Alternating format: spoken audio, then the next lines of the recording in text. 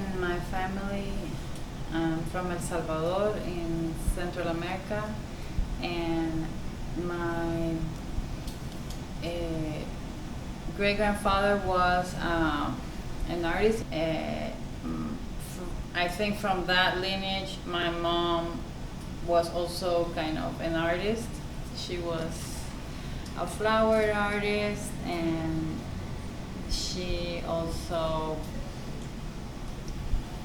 was just painting a lot and designing furniture and different things that just made us feel more connected to the aesthetic and the meaning of creating just drawings and paintings. So that's where I think I got an influence to be able to just do that. First as a designer, and then also as just a muralist and artist. Afterwards, when I continued studying design, I earned a scholarship to go study in England. But during the masters, while I was in England, London, very far away, very cold place, but as well as a huge colonial legacy in its own, world of book crafting, screen printing, letterpress, and so that brought me and connected me with my own letter forms, ancestral letter forms, which are, Mayan and Nahuatl. The crafting and the history of cultural forms, right, and pictograms too. And that's how that book came to be. I tried to, how would you say, collect those thoughts, that question in this book, because people were always asking, in this glyph, is it traditional, right, or is it, how has it changed in your art, or how have you changed it or appropriated it?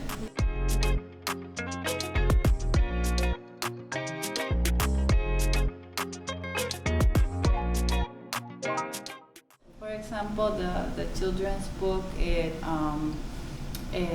talks about San Andres, which is another important ceremonial site where we also still do ceremony today. Was preserved by ash in a volcanic eruption, and it's not a living community in itself. It's an archaeological place, but it's a sacred place still, and there's a community around that. So that children's book also tells stories about how the family escaped from that eruption, and in that site is super important because we have a way of knowing, for example, how we grew the corn since 3,000 years ago. We're growing the corn in the Americas in the same method and same scientific method. Mm-hmm. And so in this site we can find exactly preserved by the volcanic ash how the layout of the corn sticks were created.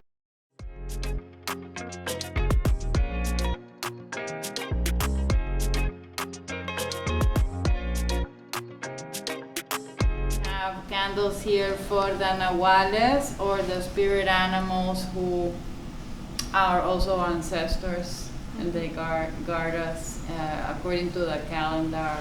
Each day has a Nahual or an energy, and so these are 9 of those energies for each day, but everything is interwoven. I mean, the language doesn't.